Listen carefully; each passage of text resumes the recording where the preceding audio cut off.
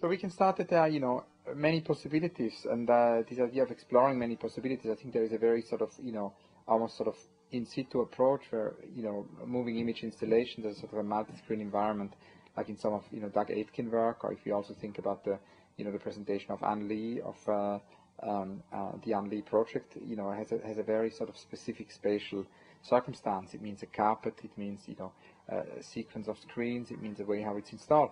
However, the same artists, have, besides these very, very sort of spatially,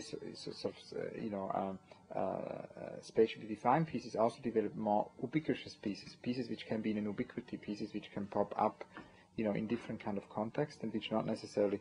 So I think it's just to do with these different forms of appearance, and I think the idea of having certain works which is shown under very sort of precise spatial circumstances is certainly important for artists, but the same artists also feel a desire to do other pieces which might go beyond the art world, which might pop up, not just in museums and in galleries, but which might pop up suddenly in a domestic context or in a DVD store, or which might also pop up in a wider distribution, wider dissemination.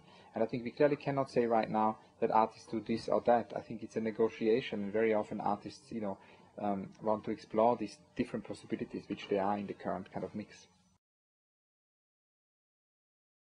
I mean, there are different forms of movement. I think, there is the fast lane and there is the slow lane. And I think, to some extent, we have obviously in the world right now homogenizing forces of globalization, and they're also at stake, in the world of art. And I think this idea of resisting homogenization is not only a necessity in terms of spatial matters, but also temporal matters.